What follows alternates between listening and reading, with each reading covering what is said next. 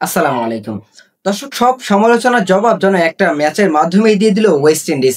কেন West Indies কিছুদিন আগে নিজেদের ঘরের মাঠে অস্ট্রেলিয়ার মতো দলের বিপক্ষে ৫ ম্যাচের টি-টোয়েন্টি সিরিজে কিন্তু তারা আসলে ৫ টিতে হেরে হোয়াইট ওয়াশ হয়েছিল।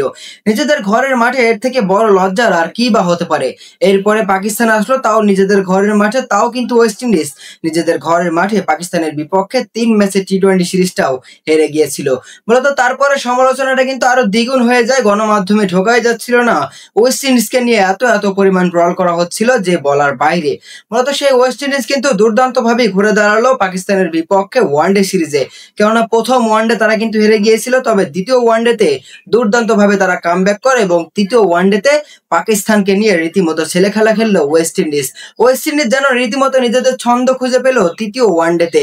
কেননা তৃতীয় ওয়ানডেতে পাকিস্তানকে তারা হারিয়েছে ২০২ রানের একটা বড় ব্যবধানে, যা একটা ইতিহাস আপনি বলতে পারেন। কেননা পাকিস্তানের মতো দল লাস্ট কবে এত বড় ব্যবধানে হেরেছিল সত্যি কথা বলতে আমারও জানা নেই।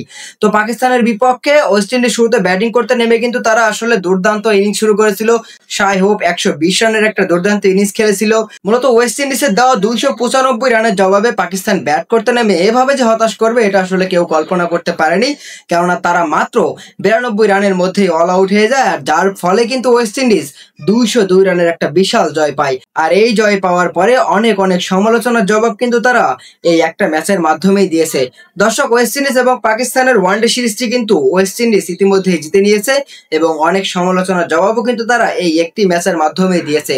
কেননা তারা সব রাগ ক্ষোভ একটা ম্যাচের উপরে দিয়ে উসুল করেছে। তারা পাকিস্তানকে হারিয়েছে ২০২ রানে।